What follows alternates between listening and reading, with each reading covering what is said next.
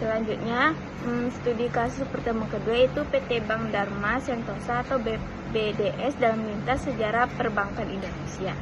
Latar belakangnya itu PT Dharma Sentosa atau BPDS adalah sebuah bank swasta nasional yang didirikan pada tahun 1180.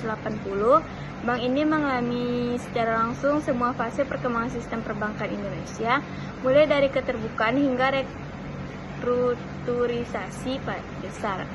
Yang pertama itu fase sejarah dan permasalahan. Fase pertama itu prakrisis pada tahun 1188 sampai 1197.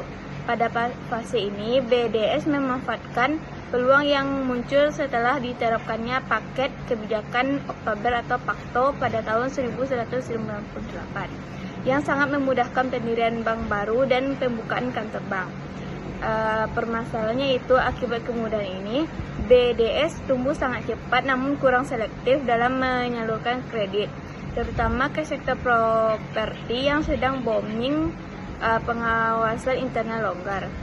Materi ini terkait pada kondisi sebelum dan setelah deregulasi Pakto 1188. Yang kedua, fase kedua itu puncak krisis pada tahun 1197 sampai 1198.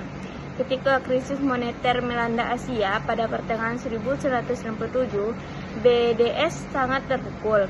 Nilai tukar rupiah anjlok tajam dan banyak debitur BDS yang gagal bayar karena pinjaman mereka dalam mata uang asing. Permasalahannya itu rasio kewajiban penyediaan modal minimum atau KPMM atau CAR BDS jatuh di bawah batas minimum dan bank mengalami rus atau penarikan dana besaran oleh nasabah. Pemerintah kemudian memutuskan untuk menalangi atau bailout bank-bank yang berdampak. Materi terkait itu kondisi saat krisis ekonomi.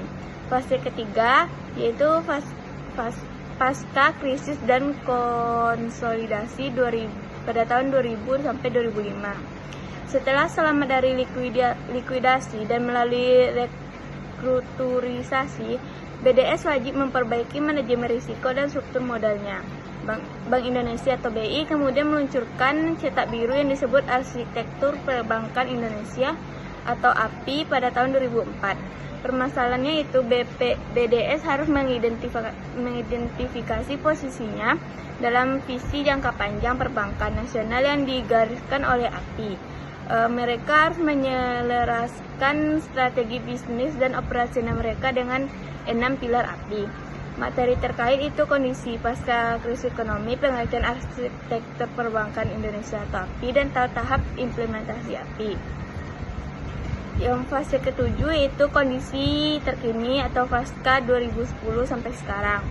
BDS berhasil melewati masa transisi dan kini berfokus menjadi bank fokus sesuai salah satu pilar API, yaitu fokus pada pembiayaan UMKM dan digitalisasi layanan.